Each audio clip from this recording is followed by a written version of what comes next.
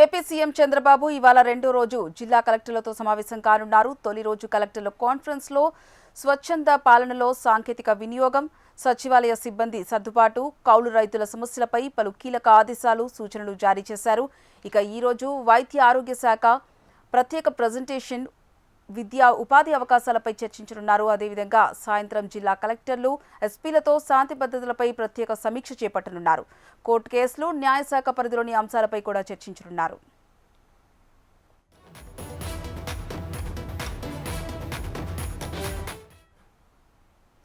జిల్లా కలెక్టర్ల కాన్ఫరెన్స్ సందర్భంగా ఏపీ సీఎం చంద్రబాబు కీలక నిర్ణయం తీసుకున్నారు. ప్రభుత్వ సేవలకు రేటింగ్ ఇవ్వాలని నిర్ణయించారు. కొన్ని ప్రభుత్వ శాఖలు మరింత మెరుగుపడాల్సిన అవసరం ఉందన్నారు. గతంలో పోల్చుకుంటే ప్రభుత్వ శాఖల పనితీరు మెరుగుపడినా రెవెన్యూ లాంటి శాఖల పనితీరు మరింత మెరుగుపడాల్సిన అవసరం ఉందని సూచించారు. రెవెన్యూ శాఖ ప్రజలకు సంతృప్తి స్థాయిలో సేవలు అందించడం లేదంటూ సీఎం చంద్రబాబు అసహనం వ్యక్తం చేశారు. క్షేత్రస్థాయి సమాచారాన్ని ఆర్టీజీఎస్ నుంచి తీసుకోవాలని సూచించారు. టెక్నాలజీ వినియోగంపై మంత్రులు, అధికారులు, కలెక్టర్లకు శిక్షణ ఇస్తామని తెలిపారు. 2 నెలల్లో 100% ఫైళ్లు ఆన్లైన్లో ఉంచాలన్నారు.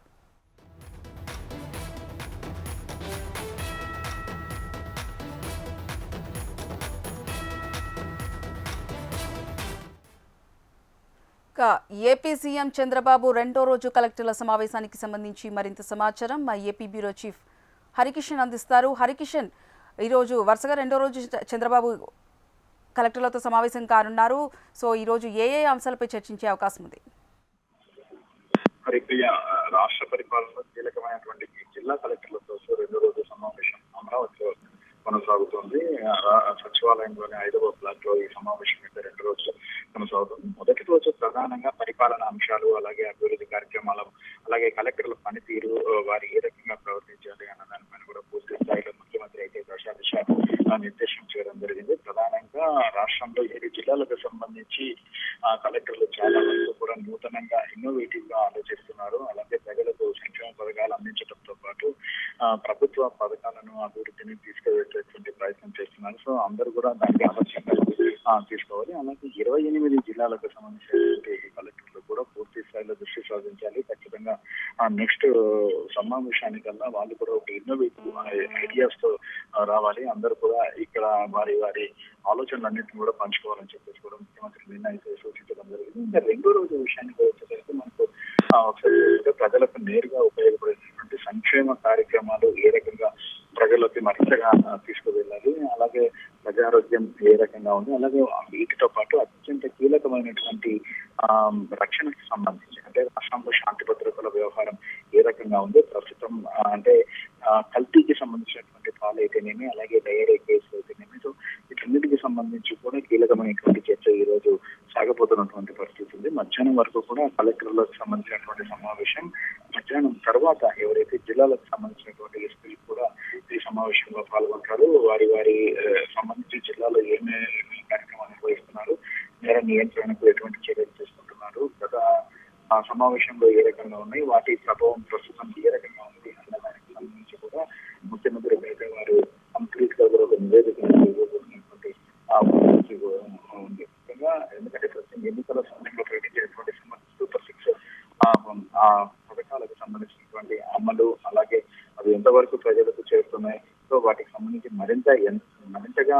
సమర్థవంతంగా ప్రజలకు ఎలా తీసుకుని వెళ్ళాలి, సో అలాగే విద్యార్థులకు అందిస్తున్నటువంటి మధ్యాహ్నం భోజనానికి సంబంధించి ఏమైనా సమస్యలు ఉన్నాయా, వచ్చేది కూడా తీవ్రమైనటువంటి వేసవి కాలం, ఈ నేపథ్యంలో మంచి జరిగే సమస్యలు కాకుండా అలాగే నీటికి కూడా ఎటువంటి సమస్య రాకుండా పూర్తిగా గుర్తించి ఏదైతే గతంలో జరిగినటువంటి పొరపాట్లు కాకుండా ఉండే విధంగా చర్యలు తీసుకోవాలని చెప్పేసి కూడా సమీక్ష అయితే జరగబోతున్నటువంటి పరిస్థితి. ఎందుకంటే రాష్ట్రంలో చాలా వరకు కూడా ఇటు కర్నూలు పడమర ప్రాంతం అయితేనేమి, అలాగే ఉత్తరాంధ్రకు సంబంధించినటువంటి ప్రాంతాల్లో తాగునీటి సమస్యలు తలెత్తేటటువంటి అవకాశం ఉంది. సో ఈ నేపథ్యంలోనే ముందస్తు చర్యలు తీసుకోవాలని చెప్పేసి కూడా ముఖ్యంగా ఎడారి ప్రాంతాలుగా కూడా భావించేటటువంటి గ్రామీణ ప్రాంతాల్లో అంతా కూడా ఈ పరిస్థితి ఎదురవుతూ ఉంటుంది. కాబట్టి ఈసారి ఖచ్చితంగా ఒక ప్రణాళికబద్ధంగా ముందుకు వెళ్ళాలని, ఖచ్చితంగా మంచినీటికి ఎటువంటి ఇబ్బంది లేకుండా చూడాలని చెప్పేసి కూడా ఒక దిశానిర్దేశం చేయడం జరిగింది. అలాగే భూ పరిపాలనకు సంబంధించినటువంటి రెవెన్యూ వ్యవస్థను బలోపేతం చేసేందుకు, అలాగే ఒక కీలకమైనటువంటి అంశాలను కూడా ఈ రోజు చర్చించేటటువంటి అవకాశం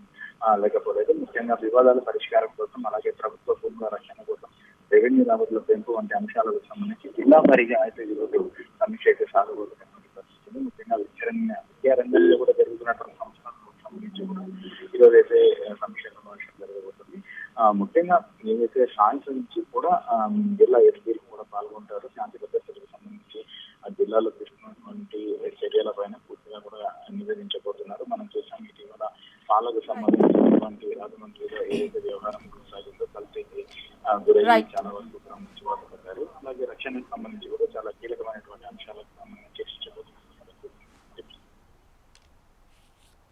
రైట్, థ్యాంక్ యూ హరికిషన్.